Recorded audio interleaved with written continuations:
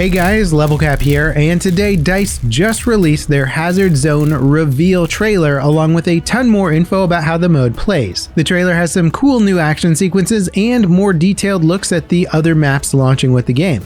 And for anyone who isn't already super plugged into the rumor mill, Hazard Zone is going to be a non-battle royale extraction mode in which squads made up of Battlefield 2042 specialists will navigate the maps to retrieve intel from crashed satellites before attempting to extract before an incoming storm makes extractions impossible. You'll face both AI soldiers and vehicles, as well as other squads of real players. Parallels could certainly be drawn between this game and Escape from Tarkov or Hunt Showdown. However, unlike those games, Hazard Zone only allows 2 squads maximum to be able to extract during a match, which integrates a little bit more of a battle royale feeling than some of the other extraction shooters. You won't be able to just run away and extract if a firefight isn't going your way. It's going to be a lot more challenging than that. The mode will feature 32 players on PC and current gen consoles, with 24 player support on last gen consoles. Rounds will begin by selecting your specialist, your gear, and your perks. Only one specialist of each type will be allowed per squad.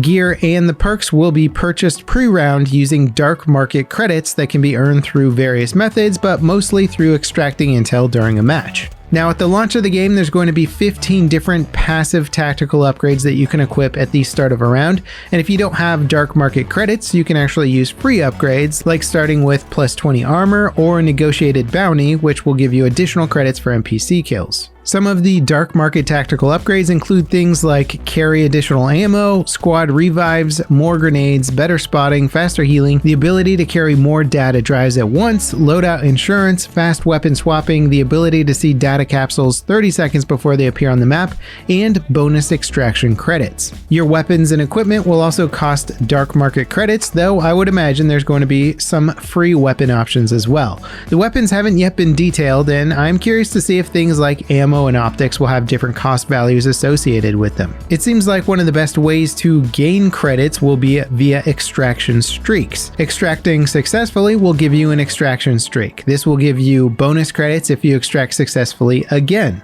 and even more if you are able to do it 3 times in a row, and so on and so forth.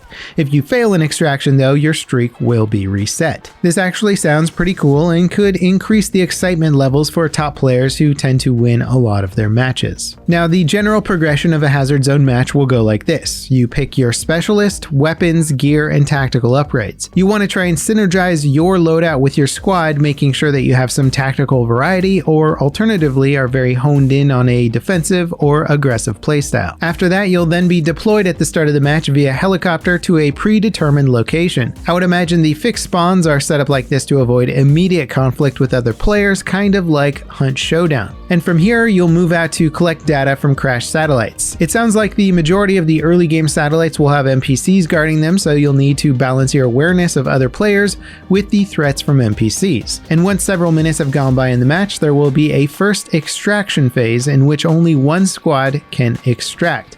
The extraction zone will be randomized, and you'll likely have to fight to secure your place on the transport. And even if only one squad member makes it aboard the VTOL, the whole squad will still get rewarded. If you fail this extraction or choose to ignore it, then 10 to 12 minutes later, the second extraction phase will begin. This time around though, if you don't make it aboard the transport, you'll lose the game mode and you'll lose all the gear that you brought into that match. So in theory, 8 players could extract successfully from a 32 player game. That's 1/4 the entire player count at best. That being said, it's also possible for an entire match to happen with no extractions. Even if you're the last squad alive, you still have to get aboard that transport to get your rewards. Now, conceptually, this game mode is an interesting hybrid of a battle royale and extraction royale. In other games like The Cycle, multiple teams can extract at the end, and you technically don't have to kill each other. But in Hazard Zone, only 2 teams maximum are getting out of the entire match, so basically you gotta fight your way out, and if someone is being too campy, well, it doesn't sound like that's going to help them much,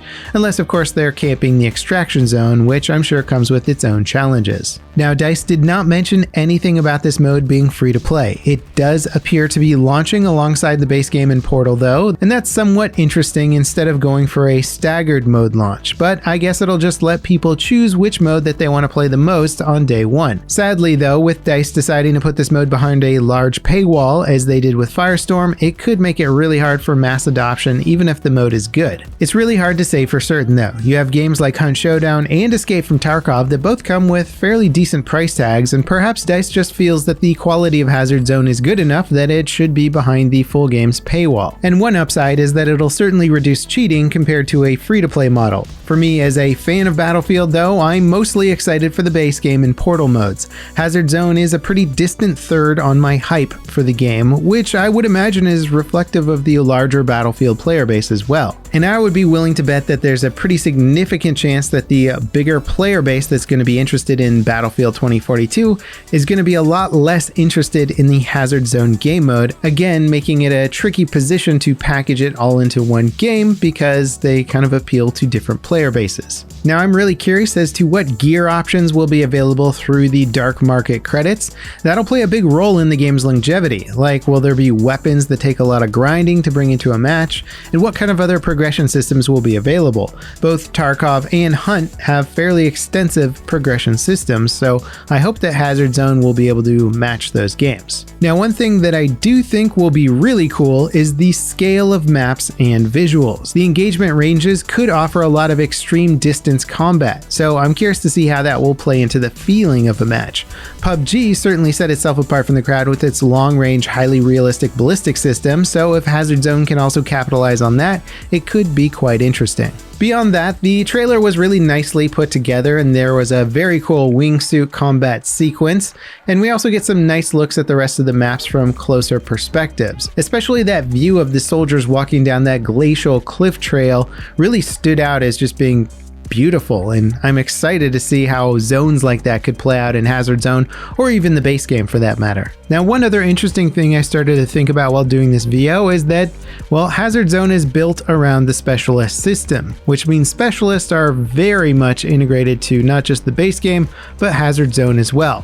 For everyone hoping that Specialists maybe will get tweaked, changed, removed for the launch of the game or slightly after launch, I think this could complicate things further. Anyway, I'm excited to play Hazard Zone, but I have a feeling it's going to take a backseat to all the other modes that I have lined up to play before Hazard Zone.